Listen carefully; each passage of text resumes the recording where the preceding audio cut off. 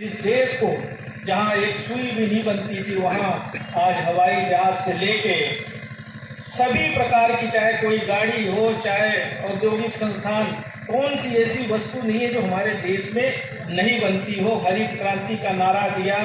आज जितने भी हमारी सिंचाई परियोजनाएं हैं, हमारे चाहे NCL हो, NTPC हो, रेल हो, जिधर आम नज़र दौड़ाइए, ये सारी जो डेवलपमेंट्स हुए, जो विकास हमारे देश का हुआ, इसके पीछे पूरी तरह से अगर किसी की परिकल्पना थी तो हमारे कांग्रेस के नेताओं की थी, जिन्होंने इस कांग्रेस पार्टी की स्थापना की।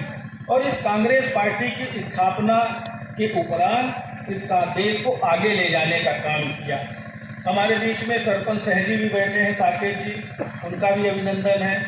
अब हम भोले बाबा का नाम नहीं भाई, यहाँ के पुजारी बैठे हैं, साकेत जी, साधु जी हैं, विश्वकर्मा जी हैं, सब एक से लोग उपस्थित हैं।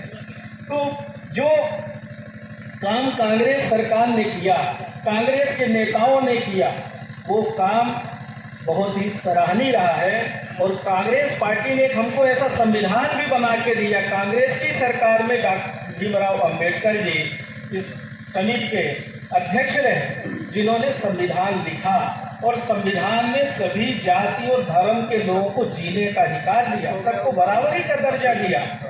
और आज हम ये कह सकते हैं कि कांग्रेस पार्टी और कांग्रेस के नेता ही हैं जो हमारे संविधान को मानते हैं और सभी जाति और धर्म के लोगों का सम्मान करते हैं, उनको साथ में लेके चलने की सोच रखते हैं। और कांग्रेस पार्टी का सदस्य हम तो सबसे निवेदन करेंगे कि अब समय आ गया है कि इन लोगों को सबक सिखाने का, जिन्होंने झूठ फरेब करके देश और प्रदेश की जनता को ठगने का काम किया, जिन्होंने हमारे बीच में वैमनस्यता पैदा करने का काम किया, विकास तो कोई किया नहीं।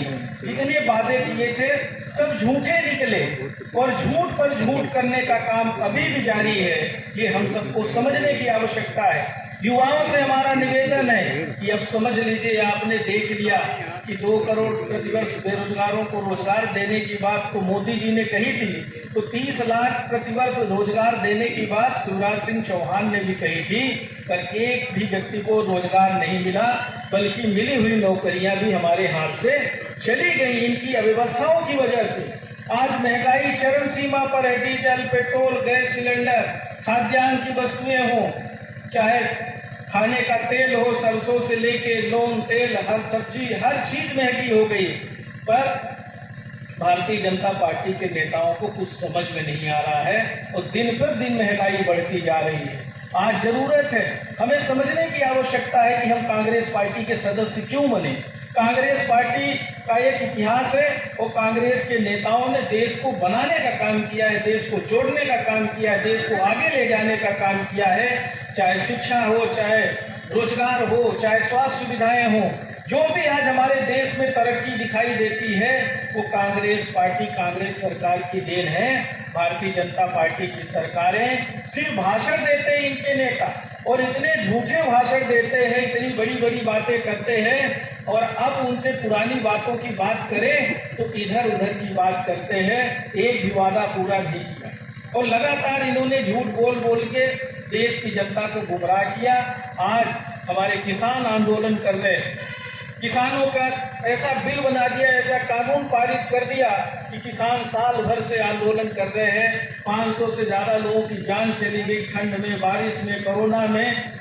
पर देश के प्रधानमंत्री और भाजपा के नेताओं को समझ में नहीं आ रहा है ये कौन सा काम कर रहे हैं। न किसानों का आय दोगुनी की भाषण देते थे कि हमारी सरकार बनेगी तो हम स्वामीनाथन आयोग की रिपोर्ट लागू करेंगे, तो किसानों की आय दोगुनी काम करने का काम करेंगे, फसल बीमा योजना में हम माला माल कर देंगे।